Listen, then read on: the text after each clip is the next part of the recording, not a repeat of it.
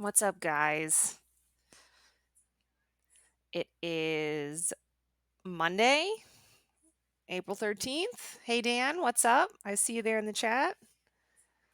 I'm just hanging out here with Unity open on my computer and excited to cast for you guys today at 4 to 5 for video game design with Make Room at EdAlliance.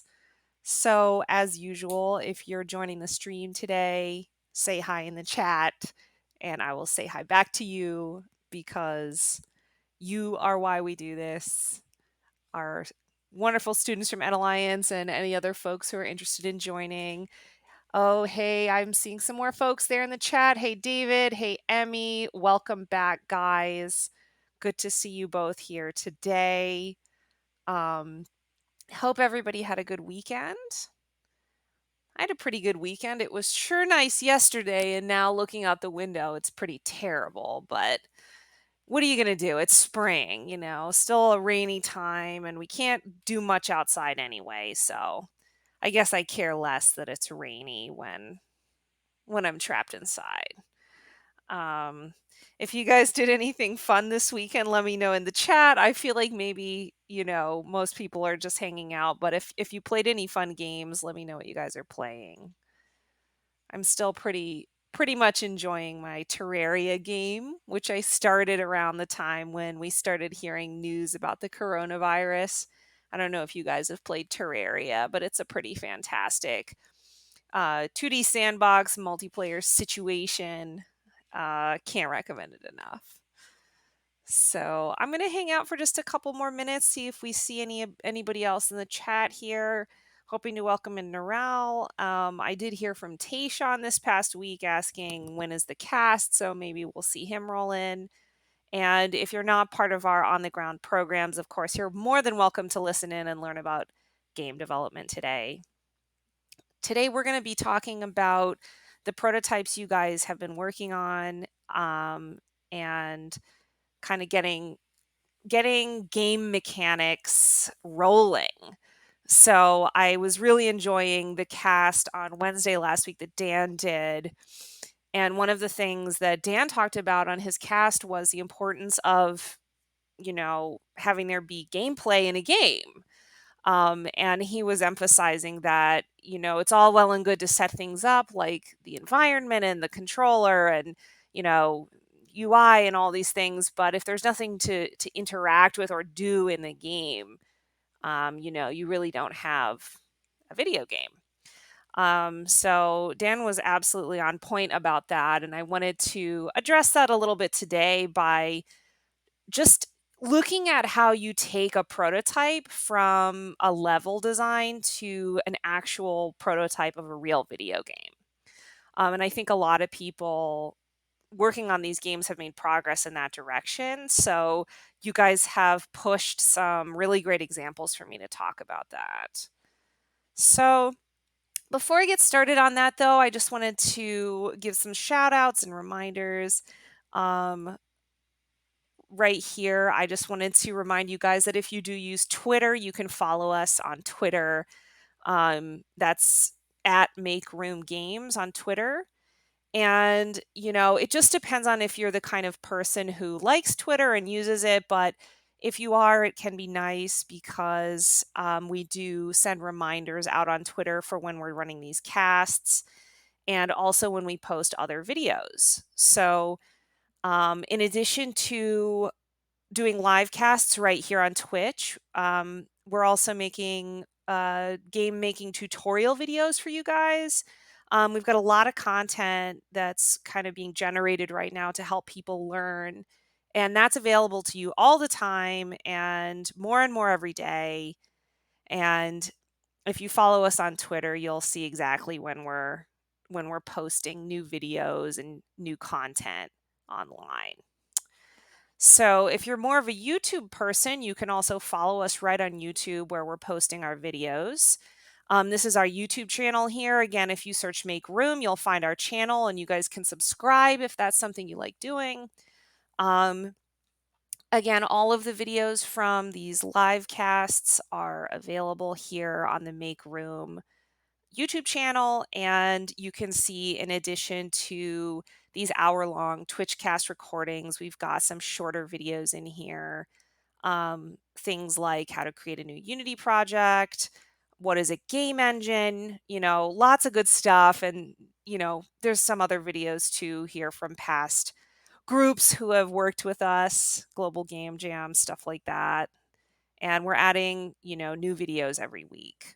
So, one of the fun things I wanted to let you guys know about is Dan and I are working on a game together for the challenge as well. And this is, of course, our instructor game. So we wanted to show you guys the kind of game we would make for this same challenge that we're all doing. And so as Dan and I are putting together our instructor game, we are doing videos to show you guys what we're working on and take you through the process of creating and developing our game idea for the Alone Together theme. So if you want to follow along with the game that Dan and I are making, you can check the YouTube channel for videos on the instructor game. We've already posted 2, which is our pre-production video and then a video on getting the environment set up. Those are videos featuring me. And then I think there will be one more. And then Dan is going to share some videos of his side of the development process for that game pretty soon. So you'll see content from both of us coming through on the Make Room YouTube channel in the next week or so. Definitely follow along if you're interested in seeing what we're making. We go over things that we talk about on these casts and also give other tutorials specific to that game project. So it's another great place to learn and absorb game design and development content right there on the Make Room YouTube channel. So follow us on YouTube, follow us on Twitter. We also have Facebook. So you can search Make Room Games on Facebook if that's your thing. I feel like most folks that I know from our in-person game studios don't use Facebook. I hardly use it these days myself, but we do post updates there as well. So before I play the student prototypes today that I saw, and everything again, super impressive, guys, where you've gotten to, I wanted to hop over to one final content piece that we posted last week. And that is featured right here on the Make Room blog. And it's a short summary around what makes a game a game. And again, if you go to our website and click on blog, you'll see this article there. It's really, really useful to review this basic information when you're in this stage of developing a video game. Again, posted on April 10th, so this is just 3 days old. Brand new content for you guys to be just overwhelmingly excited about reading, I have no doubt. But so this is about what makes a game a game. And this talks about thank you, Dan. Yeah, I see Dan has linked that in the channel chat. Thank you so much. 3 basic elements of an interactive system that help us know what we're playing as a game. And there are no secrets here. It's goals, mechanics, and challenges. Now, there are other things that contribute to games being games, but these are probably 3 of the most important things that we look for when we sit down at the computer and start playing with something. I want to know what I'm trying to do. I want to know what I can do in order to achieve my goal. And then I want to know what's in my way. So my goal is what I'm trying to do, the mechanics are what I can do, and the challenges are what are in my way. And in 99% of games, all 3 of these are fairly clear and something I can understand through a combination of the tutorial, cutscenes, and just playing the game and experimenting and learning for myself. So when you're at this point of saying, I've set my prototype up here, I have an environment, I have a player controller, I have some basic pieces. Your next step is to say to yourself, now I need to get these 3 things in my game. my goals, my mechanics, and my challenges. So I have some examples in here. I won't read these. I'm just going to scroll through them so you can see um, for each of these analog and digital games, I've given examples within those games of goals, mechanics, and challenges. I did chess as well, and then also Battle Royale Fortnite, just to give you guys an example of how goals, mechanics, and challenges play out in real games. Every game has these aspects. It's different from different games. Some have more than one of certain things. So for example, Fortnite Battle Royale has a fair amount of mechanics, whereas, Jenga is fairly simplistic. It's really just taking a block out and putting it on top of the tower. Um, but you can find these in almost any game, analog or digital. And when I start in a few minutes to play your prototypes, that is what I will be looking for in your games. I'm going to be looking for goals, mechanics, and challenges. And I'm hopefully going to be able to give you guys some feedback and suggestions on how you can include goals, mechanics, and challenges in your game. So, with that said, I wanted to show 3 different prototypes today. And I'm actually going to start with just a brief preview of the prototype that Dan and I are working on with our instructor game. So, again, we're doing game development right along with you guys. And I think the people who are actively working on game projects for this challenge are all at about the same point. So much like David's game and Emmy's game, which are the other 2 prototypes I'll be demoing on this cast, Dan and I have set up a basic environment with a character controller.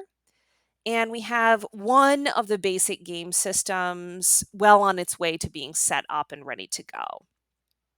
So in our game, and again, you guys can check out the instructor game videos for details on every aspect of our process.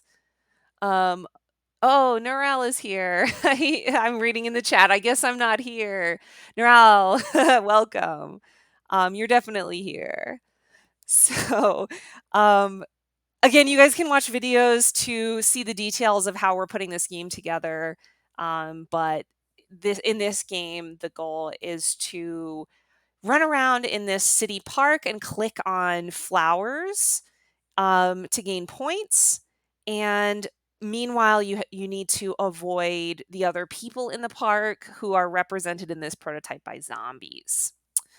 So just wanted to show you guys where we're at with this prototype. We've got our environment and our avatar set up. I've got this nice little third person guy set up here, and he moves. Yeah, fun fact, you can walk on water in this game, which obviously we have some collider business to resolve here. Like, he can walk through the fountain and everything like that. So it's a little bit strange there, but we do have an environment set up here. Yeah, I'd probably need to put some colliders out here so he can't just like walk off into space. Yeah, it looks like he gets stuck out there if I let him out of the park. So just need to workshop the environment here a little bit, but we do have the basics going. And as you can see, we've got the environment set up, and Dan and I worked together on this. I set these flower game objects up, and then he's set these up so that when I press, whoop, zombie nearby, I can't get it. There we go. When I press K, I gain points, and then my meter goes down here so that I can only extract a certain amount of points from each flower. Yeah, it looks like I have to wait. Oh, the timer reset there. I can get some more points here. So we've got kind of a basic game system going on here where my important objects to gain points are basically set up with some UI here. The score shows in the screen. And we also, as you can see, have zombies walking around, which I scripted an enemy AI script for these guys to meander about in the park. And actually, part of what their script does is it overall kind of gradually draws them towards the flowers so that it's actually harder to get access to the flowers without going near the zombies. And from this point, Dan and I are going to need to, work on the UI a little bit and make the flower clicking game loop um, a little bit more compelling, a little bit more fun to do, and then, um, yeah, we need to make the zombies subtract from your score the closer they get to you. So if I'm standing right here, I should be suffering some penalty, which there's nothing like that going on right now. So no UI, no audio yet, just the basics. But one thing I did want to point out is, when we've been working on this, I focused on setting up this interaction here and getting it ready for me to um, set up gameplay here. And this was based on my sense of the goals, mechanics, and challenges in this game. So my goal, of course, in this situation is to accumulate points. My mechanic is walking and clicking on flowers. And my challenges in achieving the goal of obtaining points are, of course, these zombies who I have to stay away from, or otherwise, in the end, I'll risk losing points. So we've got the basics set up, and definitely we're on a path here to making the experience of trying to gain those goals while coping with the challenges increasingly fun. Um, Check out our instructor game videos to watch how this game progresses as we continue to work on it, because we should be getting a nice UI setup here and a meaningful zombie interaction right this week. Cool. So that's the instructor game. Don't have a name for this yet. I'll have to get back to you. We're open to suggestions. So if you have any ideas for what we should name this, don't hesitate to throw it in the chat, because we're definitely receptive to your suggestions. All right. So next up is David's game. And I have that Unity project open here.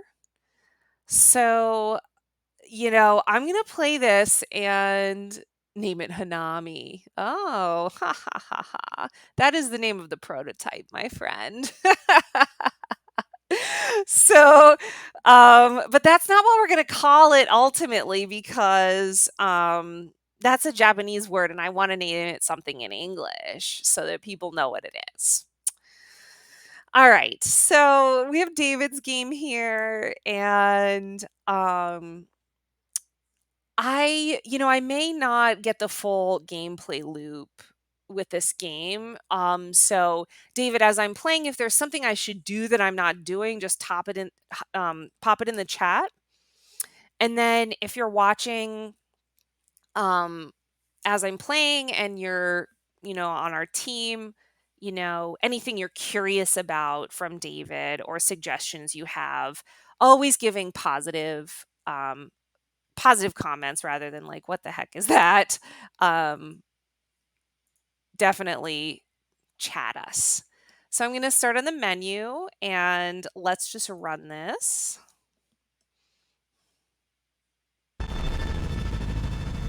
Actually, I want to make it big so we can really see it. So awesome.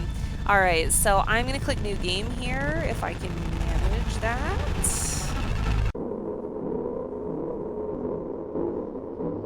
And we've got some newspaper here. You need to stay home. Don't go outside because you can't anymore. All right, so we're in this cabin, but like this is super cool because like now we can see stuff outside. And someone is calling me.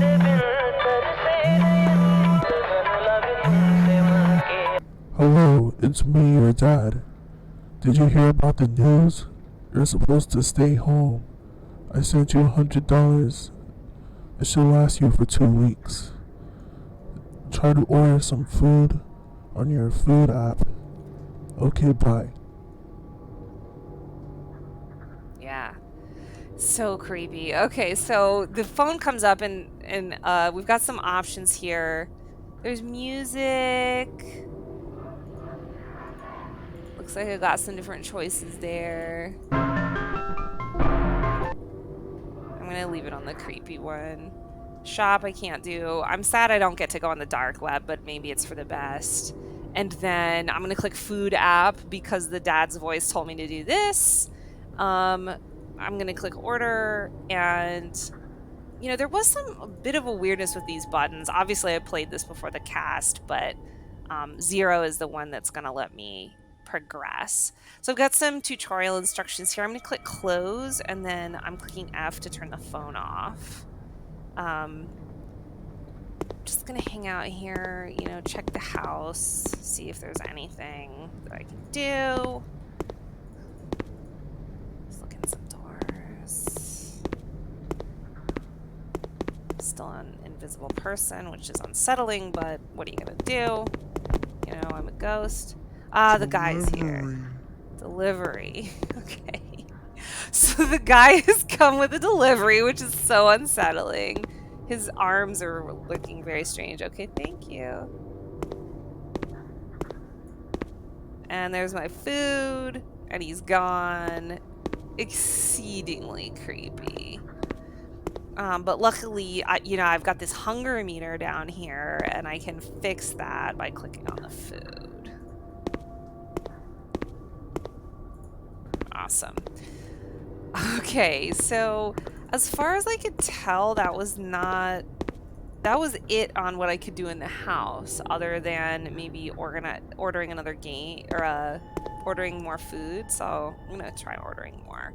And luckily, David, it looks like you're using player prefs, and we've got that similar thing that we had with the gun store in our previous game, where the player prefs is saving the amount of money that I have. So my previous playthroughs have given me more than $100. So I'll order some more food just so I can, interact with the guy. Here he comes! Woo! Ah! Delivery.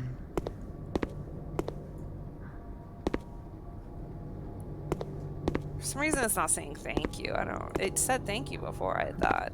Cool, so I've got some food, not gonna be hungry. Seeing if there's anything else for me to do. Delivery. Oh my gosh, there's another guy.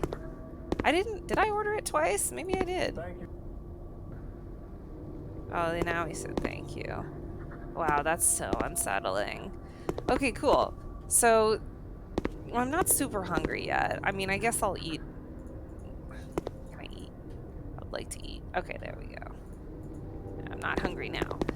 And now I'm just really tempted to walk around. I'm definitely curious if there's anything actually to do out here, though, or if it's just like the house is in the middle of a map. Not supposed to go outside. Yeah, it looks like it's probably just in the middle of the map, and the main gameplay loop is happening in the house. What's this? Oh my goodness. Is that me? And there's a guy's head right here.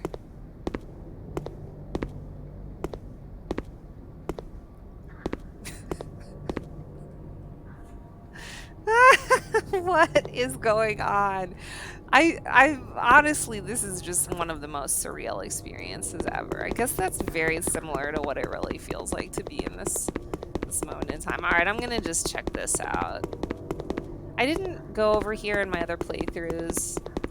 I kind of assumed this is all just scenery, and it looks like it is. It's sweet scenery, though. This looks real nice.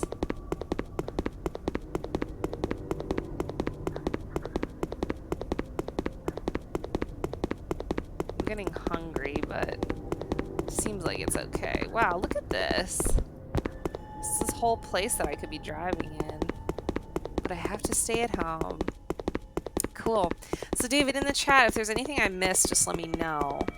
I want to head back into the house and talk about the gameplay for this a lot.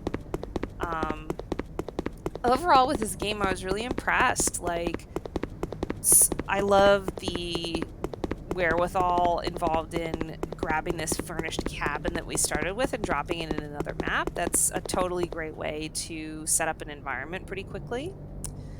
I love that there's a phone. Um, this is a really impressive use of AI in this game, and I feel like it's a perfect jumping off point for introducing even more gameplay into this sort of house situation that we're starting off with. And, you know, baseline thing here in this prototype, what we've got is a goal of surviving.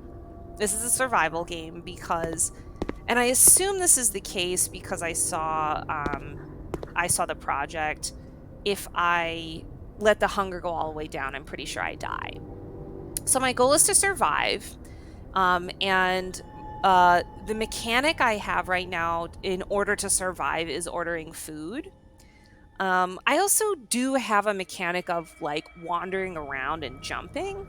So I can walk and jump, but you know, walking and jumping doesn't really interact that much with the goal. I do have to do some kinds of physical things in order to actually move the food from the door to the table, and then I have to click on it to eat. So I have ordering food, I have walking, I have interacting with things, and I have jumping as my mechanics in this game. So I've got goals, I've got mechanics, and then my challenges in this game are essentially that, you know, if we didn't have this bug going on here with the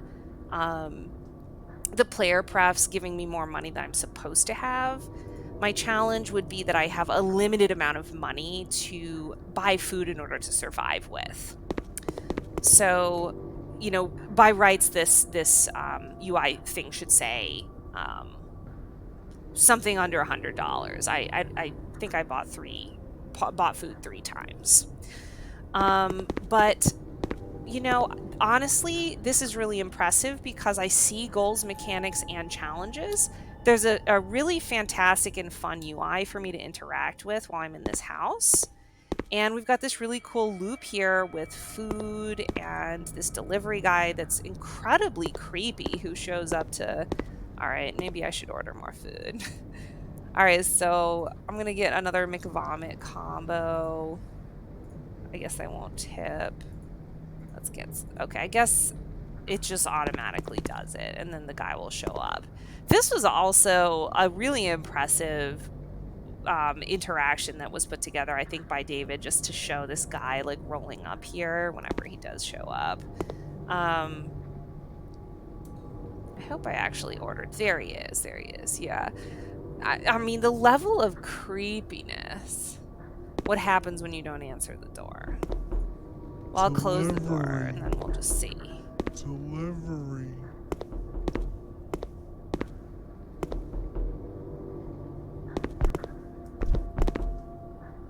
Food delivery. Food delivery. There's 2 of them standing right in the same place.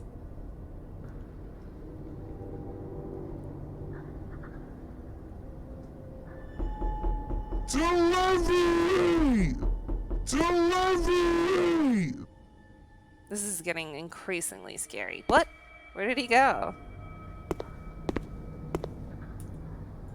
Ooh, he's gone? So I guess if you don't answer the door, the guy just leaves and you don't get the food. I think that makes sense. You know, I really keep thinking there's going to be a jump scare in this. Like that I'm going to open this and the guy's going to be in there. Like, it's so creepy. Well, now I'm probably going to die, but I'll just play until the hunger runs out so we can see the, you know, the starvation interaction. Oh my gosh, but I have 1 hamburger. I don't even know how that got there. So I would love, folks, hey Dan, if you're watching this, I would love if you had feedback for David if you have any suggestions. Um, myself playing this, I think this is such a great setup. And my thought with this game is to work on just adding more things for you to do in the game while you're running through this core loop of ordering food and interacting with these delivery guys. Um, Thinking about what there could be to do in this house, once you have um, a a meter like this hunger meter that David has wired up here in the lower right corner, you have lots of opportunities to add interactions in the house that interact with that stat. So you could have things that you do in the house that, you know, make you more hungry. And so then make there be more of a necessity of ordering food so that you're, running a risk of going hungry if you do certain kinds of things. You might also make it so that you could have other ways of obtaining money in the game. So, really, what you have is two stats here: you have hunger and you have money.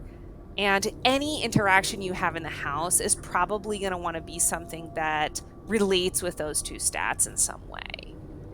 I'm reading what Dan's saying in the chat. I would like to see some sort of danger in the gameplay besides just the hunger meter being the only thing to worry about. I think that's a really good element of feedback. And I think that the feeling of danger is present because of the really intelligent environment and audio design here. But this taking down hunger meter doesn't feel so dangerous because of how slow it's going down.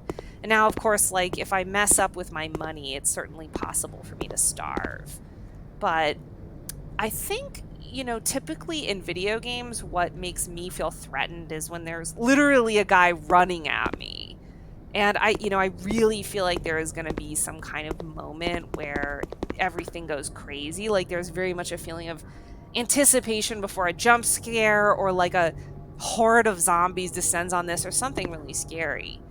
Um, and you could play with that, because like living in this pandemic time feels like this eternal anticipation, and we're just all sitting and waiting. And a horde of zombies doesn't actually descend when it's real life. So it'd be interesting to play with the feeling of danger. Um, you starved. Look at that. The other thing I was thinking was, let's see if quit works. Not yet. The other thing I was thinking with this one is, the UI work on this game was so cool. I was thinking that you could do something that's a little bit walking sim like, where as I open the drawers and explore the house, there's more and more information about the life of the person who's living inside. So clicking around in the person's phone could give me information about that. Opening the drawers and finding objects could give me information about that. And then I might also be able to start exploring and putting things together and, finding more money, finding more snacks.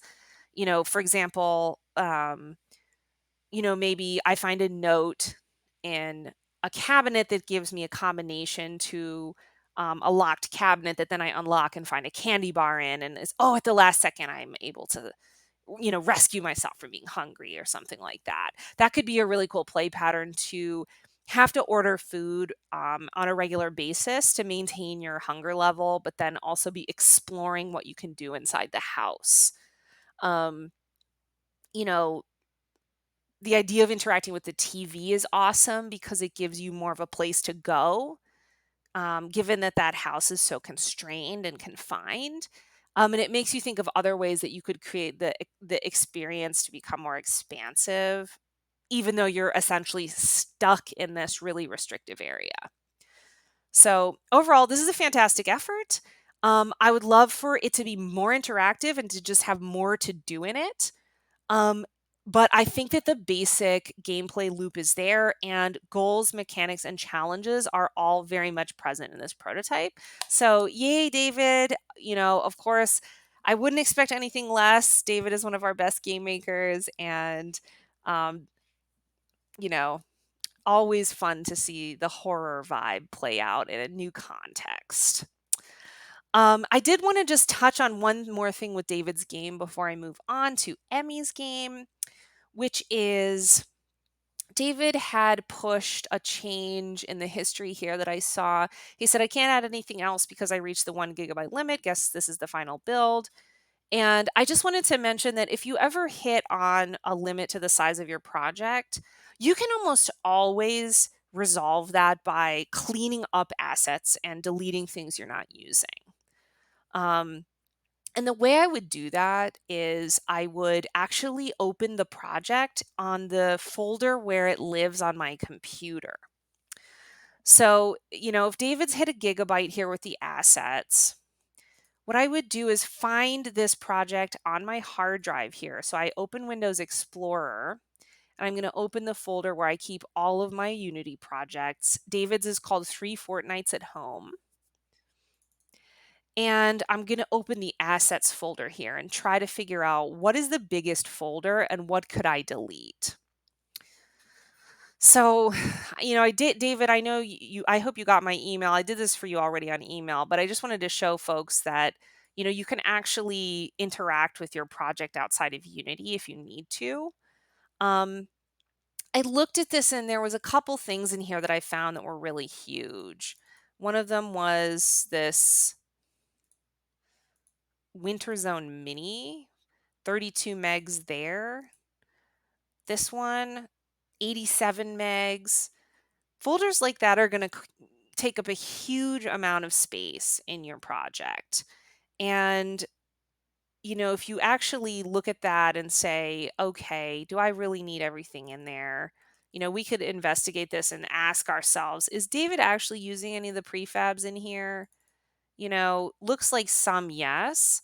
But if any of this stuff, for example, is stuff that he's not actually using in the scene, you could delete these. It might be worthwhile for him to maybe oh, that's the menu. Let me go back to your other scene, David.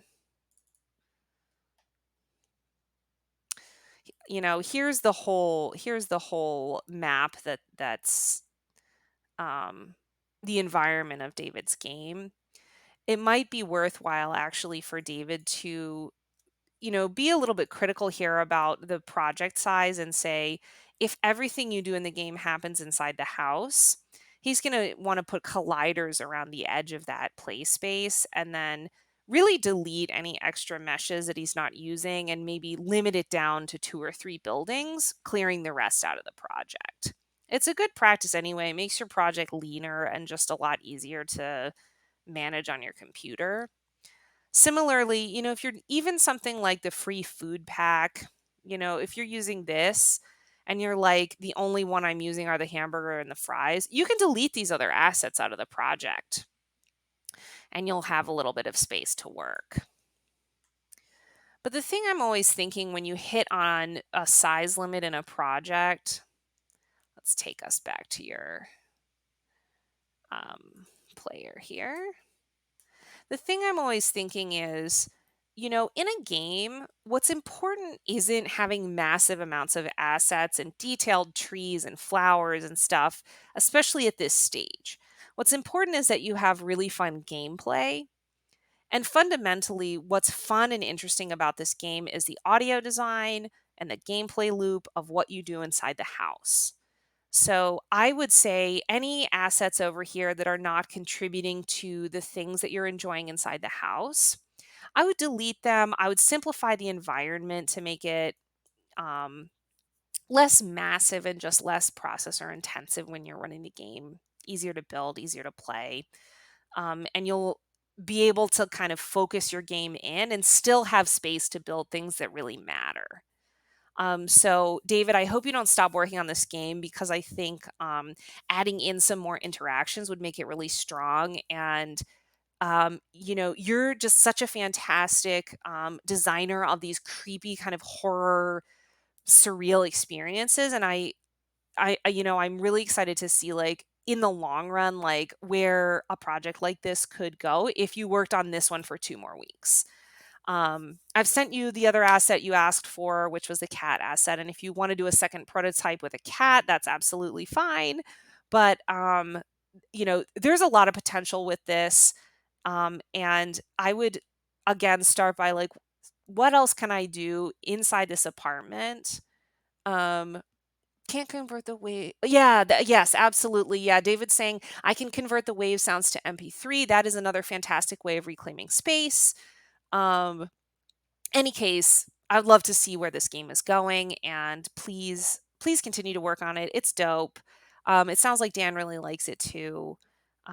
Really great atmosphere, really great design, and the UI with the phone is just super fun. And there's so much you could do with that to give us more things to interact with. Give us more phone calls. If you trigger some like weird phone calls based on interactions I do in the house, that is just gonna get so much more creepy, you know?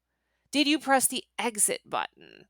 I pressed quit in the menu, if that's what you're talking about. Is there a different exit button I should be pressing? Oh, on the phone. Yes. Yes, I did press exit on the phone. Yes. And it actually like just had me leave the game, which I wish I had that button on my real phone because then I could exit this pandemic craziness that we're all involved in. I that was a funny moment actually because I pressed exit like right at the beginning of my first playthrough, and then I was like, "Shoot! Oh, now I have to listen to the conversation with the dad again." So, I did see that that was up and running, and of course, I'm psyched to see what else gets up and running on that phone in future versions. All right, I'm gonna move on to Emmy's game, and let's check out what Emmy has for us.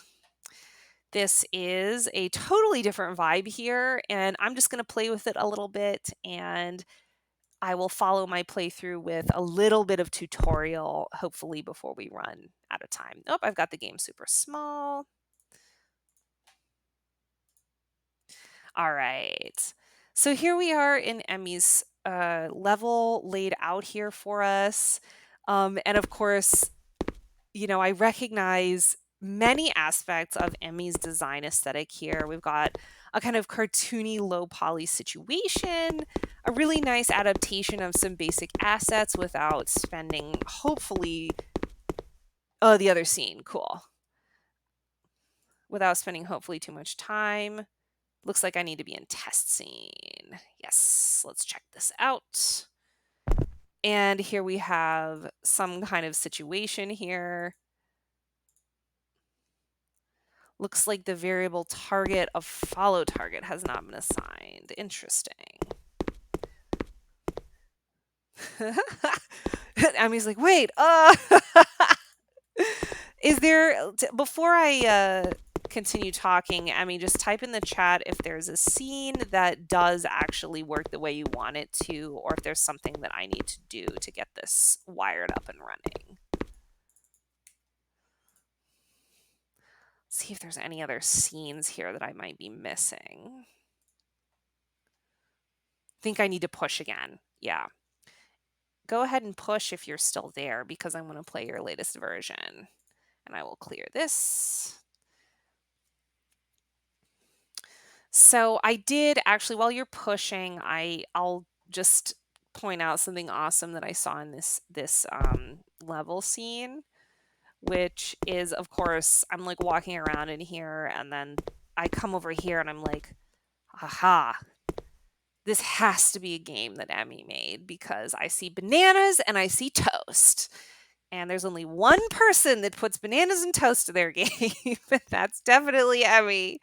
So, of course, this being a reference to the infamous banana golf level that we saw so much love for at the previous um, game making showcase, and then the toast being a reference to Return of Ted, which was our wonderful two-player split screen 3D controller game. Oh no, that wasn't a controller game, that was with the keyboard. But I love these like subtle and kind of beautiful little references to other games in here, and they were not lost on me. So thank you for being awesome, Emmy. That's very dope. I'm going to run around the environment here. And then if you have pushed your change, fantastic. Okay, so she just said her change was pushed. And this is real live game development happening as we speak. Push. So let's pull the changes here and see if the core mechanic is going to run. It should be test scene. All right. So I'll hop into test scene here, see what we got. And just as usual, waiting for Unity. Da, da, da.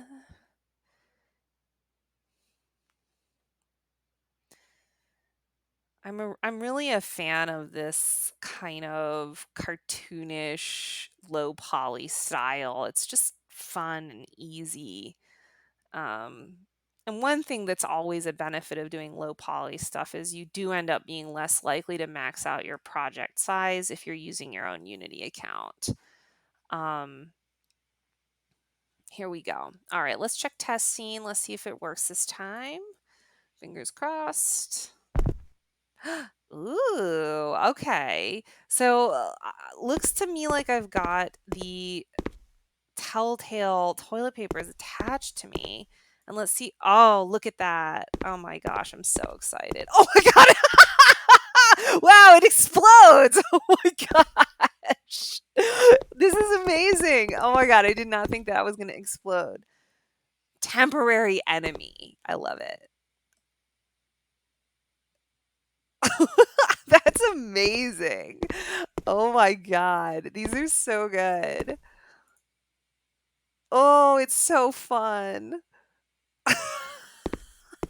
Oh my gosh. I don't have health, so it looks like I can walk through that. Okay. Woo! This is the best. Oh my god. This is really just I love this little guy. Goodbye. Woohoo! This is so fun. I love this. This is really great. So we can see where this is going. We've got all right. So let's go goals, mechanics, challenges as I play around with this a little bit. Um, what we've got here is first and foremost, Emmy has set up a really fun mechanic. The mechanic is throwing toilet paper, and we have toilet paper that explodes, which is just an inherently funny idea that I'm just such a fan of. Um, with that really fun mechanic, it looks to me like Emmy has put a lot of effort into making this a really fun mechanic. And I see Dan in the chat saying the same thing. Yes, I agree. The mechanic is really fun. Um, this is just a really cool approach. And starting out by saying, I'm going to make the mechanic be really fun in the game I'm making is a really great way to develop. David's approach was much more like big picture, which I think is typical of the way David thinks. Like, um, I often think that when I see David's games, he has like a whole idea of just like this whole like wacky storyline of the kinds of thing that's going to happen to you throughout the time you play the game. And then looking at this one, Emmy's style is much more to start with like a single idea, like a single gameplay interaction, and then build out from there into a meaningful environment to do that gameplay in. And then in that environment, Emmy would then set up goals and challenges. So, looking at this game, I can see there being some kind of goal, like, for example, if I'm here, the goal could simply be for me to get to the other side, right? I need to get to the other side of the level. And the challenges will obviously be enemies, which Emmy has prototyped out here with these lovely temporary enemy guys that are hanging out. An enemy in a situation like this is going to probably attack me and try to prevent me from getting to the other side. Another goal I could have would be to not get to the other side, but accumulate points by throwing toilet paper and blowing up as many enemies as possible. So it could be more of a thing where the challenge isn't that the enemies are attacking me and preventing progress. It could be that they are hard to shoot at because they run around quickly. So those are two different things that I immediately notice as potential places you could go to take this really fun, really satisfying gameplay mechanic and wrap it up in goals and challenges. Um, it's almost like, if you think about it, like if we took this game, which is immediately interactive and compelling to do, and like gave us an interaction pattern like that in like that bigger picture thinking that David's game had, we would have like these two different pieces to what a video game is. David's, it's like this really unique world building, really creepy and unusual storytelling, and just a really unique um, overall play experience. And then Emmy's is like, this is good interaction. This is immediately compelling interaction. There's nothing missing in here for things that I can do. Woohoo! Um, I just need to know why I'm doing it and to what end, which is, of course, something that I imagine is going to come as soon as the many details of troubleshooting gameplay like this are resolved. So lots to work on here. I'm not going to give any criticism of this because I already have seen progress. We saw the scene before Emmy pushed it, and it looks like from a simple level we've gotten to accurately throwing toilet paper, including an explosion. So much to love about this, and so much to love about the progress that Emmy made. I'm just such a fan, and I can't wait to see um, what's going to happen with these enemies. So I wanted to show you a couple things. Just looking at this scene that Emmy, I could probably send you in the right direction here on. Let's hop out of the game, if I may.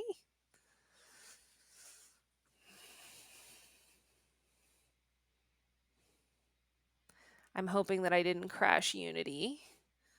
I may have overwhelmed the game there with the amount of toilet paper that I shot while I was talking because it's hung.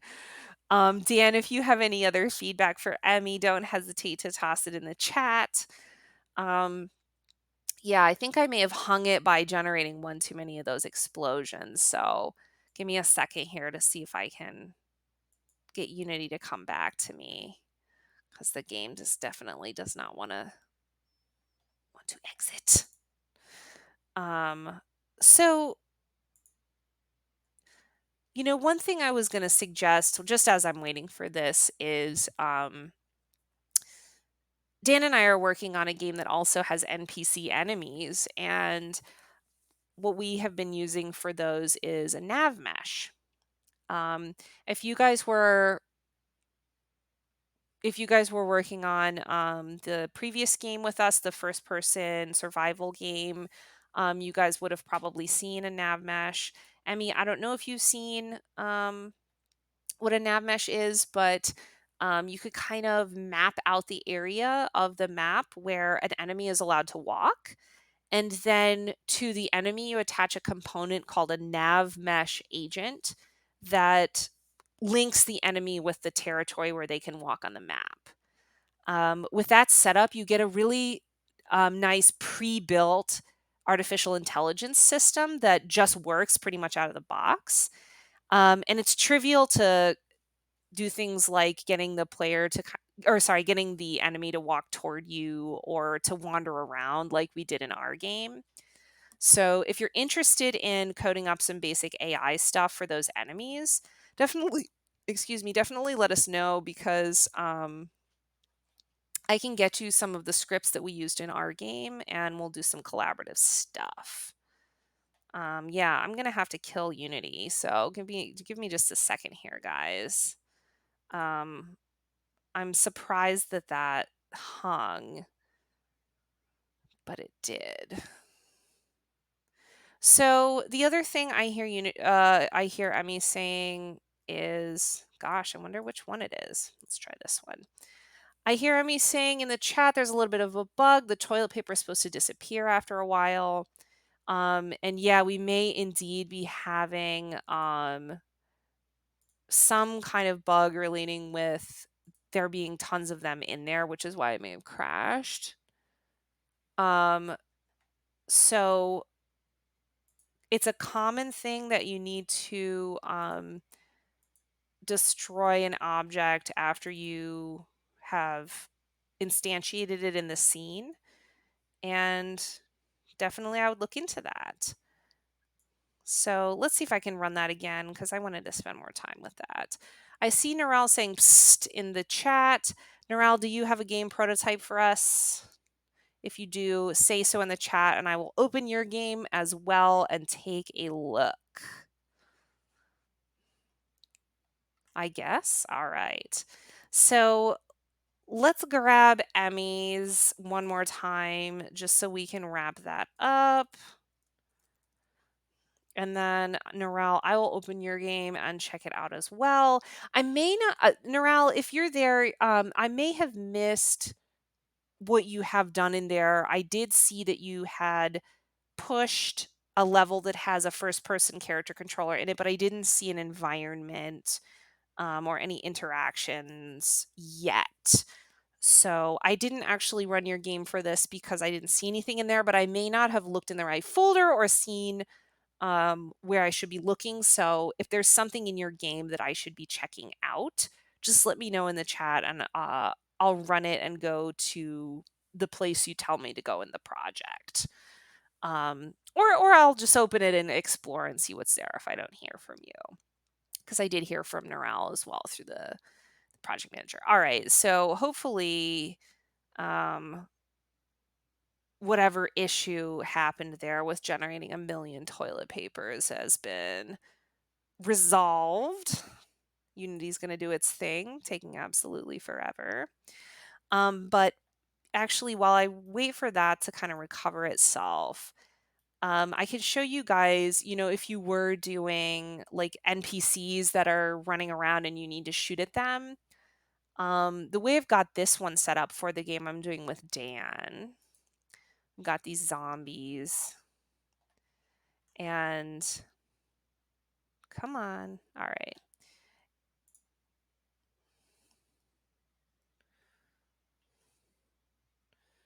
Where's my nav mesh? I know it's somewhere. Yeah, so maybe I turned it off in gizmos. If you look on this zombie, you'll see I've got this guy on here called a nav mesh agent.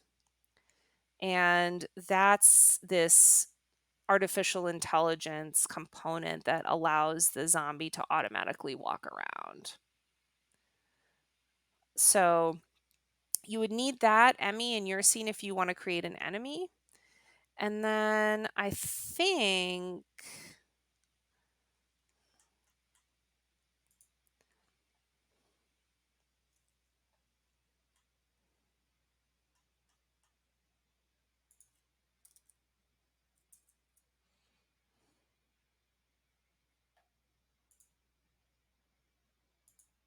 there it is. If you look on this, you can see the blue area on top of the environment is the nav mesh. In other words, that's where those zombies are capable of walking right now. So I've automatically generated that on top of my nature park object here that contains everything in the scene. And in this, let's go back to test scene. I can imagine a similar type of situation where you'd generate a nav mesh to take up this area here with the road, tracking the player. Great. So you'll need to figure out a way of locating where the player is at any moment in time.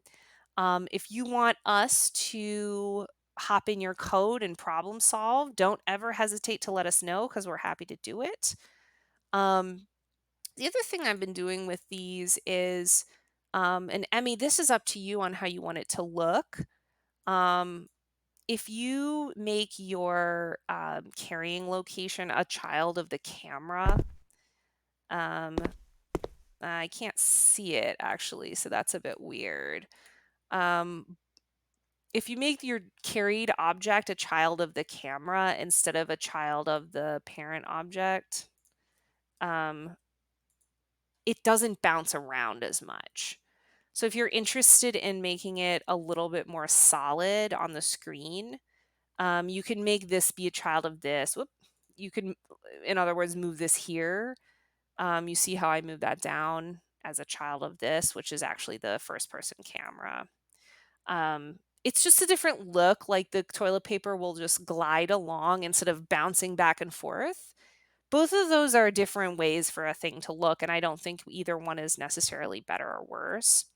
But I was doing some work on another game project that had a similar mechanic of picking up objects, and I was trying to figure out a way for that game to look less bouncy with this controller, and that was the solution I found. So that would be something to try, if you want the toilet paper just to sit at the bottom of the screen instead of bouncing back and forth. Um, so it looks like enemy movement is next for this one. And troubleshooting the destroy after a few seconds function that you're going to want toilet paper to have. It looks to me like that's why the explosions go on and on and on and on instead of quickly being eliminated.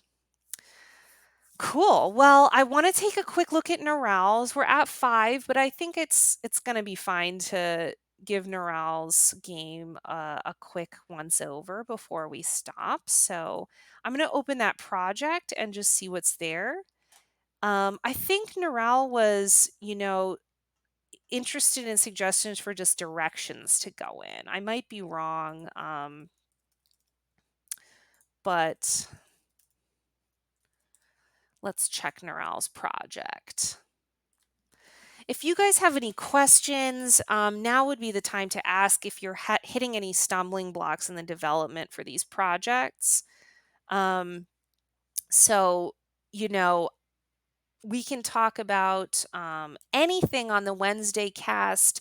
Dan will be casting on Wednesday. And if there are things that you want to learn from Dan, I was such a big fan of the comparison he did last week between Text and Text Mesh Pro.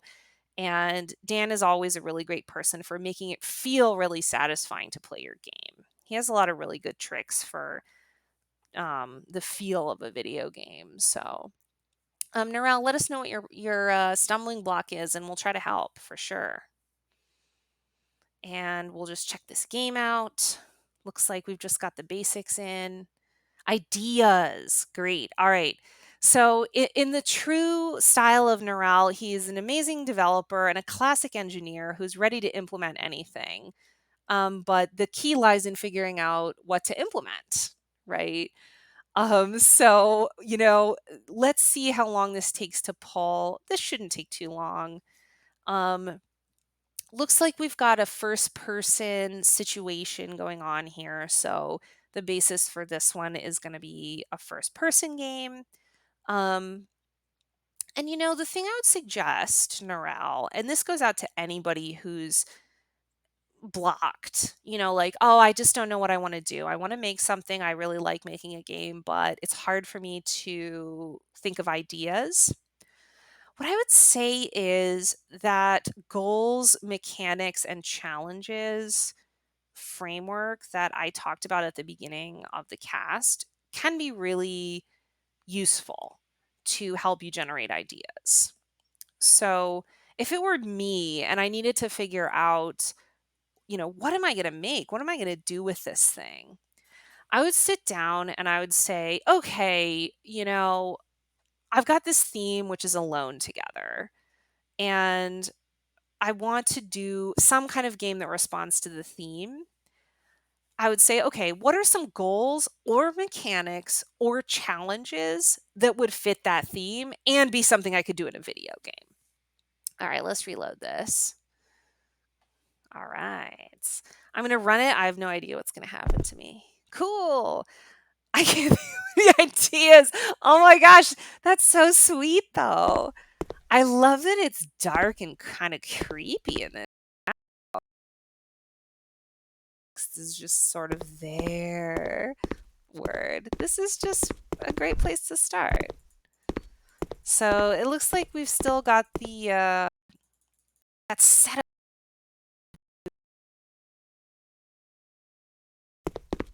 raycasting layer up so that the player controller can open doors and so forth. All right. So we've got a cabin. We've got a dark cabin. I feel like this is a start. And by the way, this also fulfills the requirements that I had laid out, which were, of course, to have a prototype ready to go. Let's zoom in on this guy. So good ideas, guys. If you have ideas or suggestions for Neural, I would say toss them in the chat. Give us a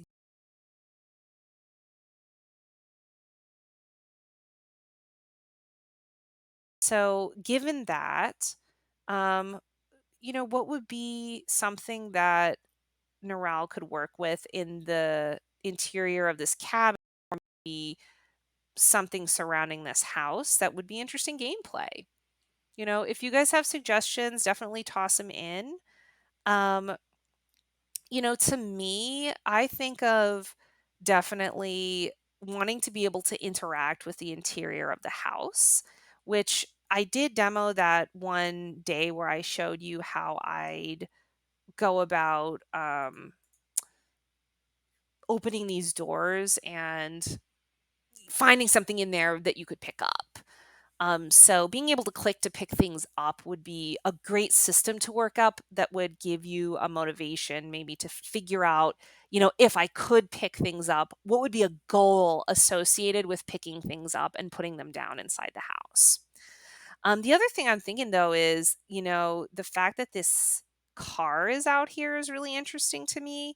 And it makes me wonder if there could be a hybrid game between a delivery type game, like the pizza delivery game I showed, and a game that involves an interior. Seeing a chat from Emmy, maybe a puzzle game inside the house where the objective is to turn on the lights and there's a series of steps and or tools to find and use. I love the idea of a puzzle game. Love that idea.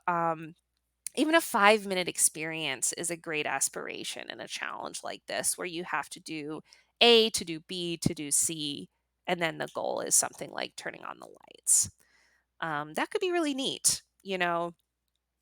If you went along the route of actually wanting to use this car for something, one idea might be to work on getting the system to, um, when you're in the house, be a first person controller and then allow you to actually exit the house and click on the car and switch to a third person controller where now you're driving the car. We haven't seen anything like that yet in any of the projects. And it would be, I think, really cool to uh, work on trying to program something like that to work. Neural, I know you could do it because you're one of the best engineers we have. Um, And if you were going to do a game where, you could be in your house, you were able to exit and click on a car and then drive the car somewhere, the immediate conclusion you start to have is, okay, where would I want to go in a car? Where can I go in a car right now if I'm driving? And if I were driving, why am I driving? What am I driving in order to do? So that could be a delivery thing. It could be driving to the park. It could be driving to another house. But, you know, creating a mechanic that involves an interaction between you and that car, I think, could be a really interesting thing as well. Um, Again, a puzzle inside the house, which is Emmy's suggestion, is fantastic. And I'll open it up if anybody else has suggestions. Dan, if you have an idea. I'm sure Noral would love to hear your thoughts as well. And David, of course, if you're still in the chat, we'd love to hear from you. Just with a creative idea for Noral to go off of. This is always a really hard step, being like, what is the thing I'm going to implement? And especially if you have an engineering mindset, sometimes it can really helpful to collaborate with somebody who is the type of person that like comes up with a creative concept and then you say, I'll implement your creative concept. I think Neural, I think that's one of your primary strengths as a game maker is um, whatever somebody's game idea is, you're almost always able to implement that idea and make it work really well using the game systems that we develop. So this stage might be your most difficult stage. And then once you happen upon a good idea, you'll be off and running.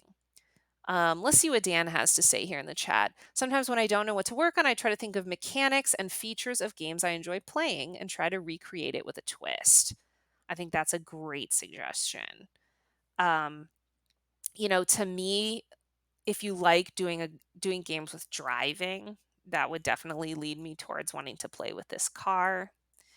And meanwhile, if you tend to be more of a puzzle game player, like Emmy suggested, doing something in here would be super interesting. I myself do really enjoy puzzle games. And so when I saw this cabin originally, I definitely was like, I would make a puzzle game inside this house. I love that kind of cerebral, slow gameplay where you're like, where does this go? I was a really big fan of Myst, which is a super old school game. And there's other interior puzzle games like that that I've just really enjoyed playing. But it really depends on what you're into because I feel like someone like Emmy, who is really skilled at designing fast paced, fun, amusing gameplay, would never go in that direction. Let's see what David's saying. I think it should be a Sony 5 game. You're an Uber driver, someone just ordered food and didn't tip you. You grab a knife. You grab a knife and go to that person. Um, I mean, maybe you could do something where, you're driving around with food and you're like shooting the food out of the front of the car. And like when you drive up to a house, you have to just like shoot the food out of the car at the house. And then like if it hits the collider for the house, then like you get a point for like shooting the food at the house, but you could just like keep going. So that would be actually you could have a fun thing where you have like the car controls with the arrows and then you'd have like a separate thing that like shoots food that you also have to control. Okay, we have a final update. Let's make this our last update and then I'll wrap up the cast. Let's see what Neural did. His last update before we conclude our Monday Twitch. So while I'm loading this, I should probably one more time. Ooh, what? What is going on?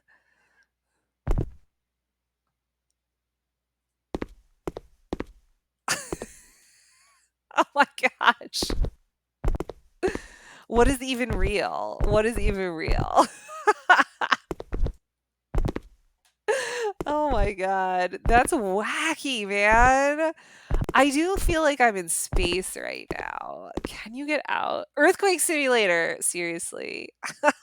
I dig it, man. Just do it like this. Have the house be upside down. Well, okay, so the final question before I end the cast is um Unity. What should we talk about on Wednesday? What should we talk about on Wednesday? If you guys want us to demo something in particular that would help you make progress on your game, I will take note. Dan will take note. You'll have Dan on Wednesday. So, um, you know, in the last few minutes here, just send us your thoughts on what you guys want to see us talk about. If you don't make suggestions, we will come up with something exciting and fun to talk about in game development as well. But we're open to your requests and ideas on things you really want to learn. Um, David's asking, when are you going to showcase another demo of our games? That is a great question. So let's make that decision right now. The game is due on April 30th, and so we have about 2 more weeks. Um, my tendency would be to say that um, maybe on the 27th would be another touch point for us to check out the games. And then, if we were to look at prototypes on the 27th or maybe be trying for an alpha by the 27th, we might extend the deadline for a few days and let people submit games as late as as May 4th. So let's say 2 weeks from today, we'll do another showcase, just like this, where we demo prototypes and see what people are working on and give you guys feedback. So April 27th is the day I'm saying. A fortnight from today, as David has said. Yes, in one fortnight, we'll play test these again. So that's an excellent question, and it's relevant because you could set that as your next deadline to kind of push and get these ready. And then Wednesday this week and Monday next week, Dan and I will both give ideas and development tips on working on these games and getting them in the direction of being polished. I would say probably you should work in the direction of having some basic UI and audio, but focus on your gameplay. If you don't have the best menu and your audio is super basic, that's fine, but we want to have fun while we're playing these things. We want lots to do. We want to laugh or we want to be scared. We want some kind of interaction to happen throughout the time we're playing the game. So, above all else, I would say work on that in the next week. And then, if you've got good gameplay, then you could say, now I'm going to do the other pieces of getting some audio in here, getting a menu in here, and making it look somewhat polished. Um, so, take the next week or so and solve your game systems problems that still need to be worked on in order to make your gameplay really, one complete piece. That would be my guidance for how to move forward. Um, yeah, I'm thinking if there aren't any other requests, a good topic for Wednesday might be um, doing nav mesh stuff. Um, Emmy is saying, "Oh, can we work on playing sound on impact?" That is a great request and definitely something that we could talk about. Um, if you guys don't have any other questions, David's saying audio to play. Yes. So we can do a lesson on that on Wednesday too. What you would want to do in that situation is um, you need to figure out how to detect when it's hitting something. So when you're clicking on it to throw it is a different time in the game when it's hitting something. And so off the bat, I start thinking like, I'm going to want to set a flag that says I threw the thing. And then if that flag of having thrown the thing is true, then the next time it hits something, then that's when I would play the audio. But I think that would be a great thing for Dan to demo on Wednesday.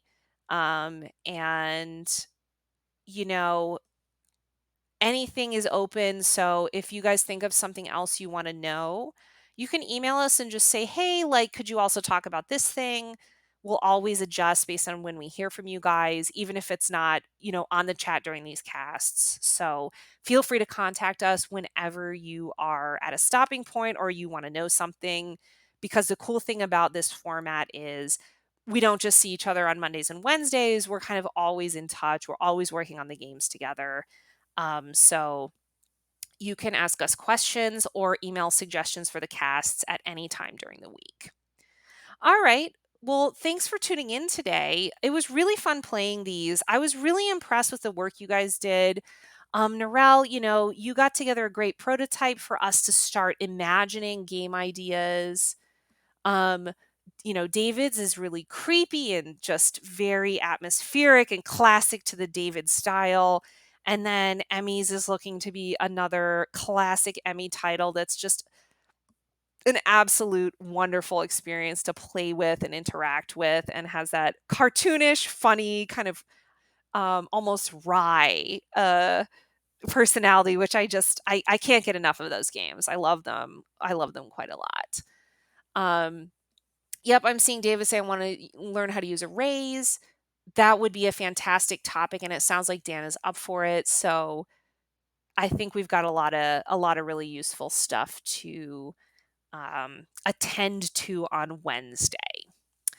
Narelle, if you come up with a game idea that you want to do and you get in a basic system into this prototype, um, let us know and we'll have Dan pull your prototype open and check it out quickly at the beginning of the cast on Wednesday as well. So if you get anything in there that's interactive, we'll definitely check your project in the next couple days. But if you do get something worked up, we would love to demo your game on Wednesday. Um, cool.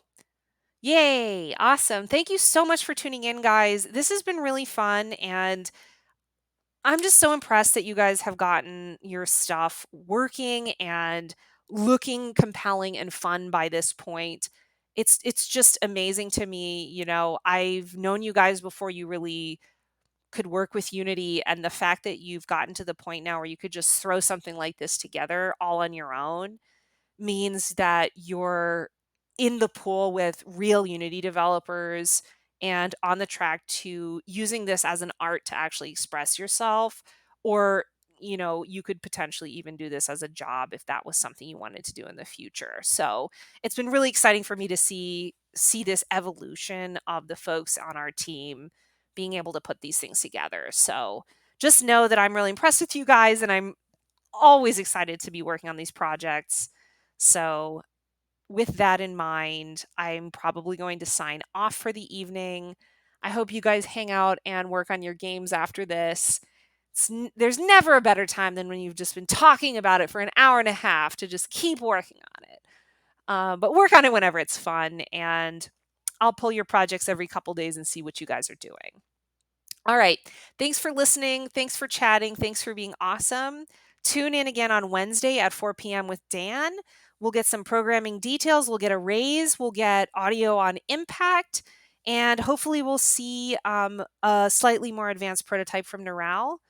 Be in touch in the meantime. And that is your cast for Monday. All right, friends. See you soon.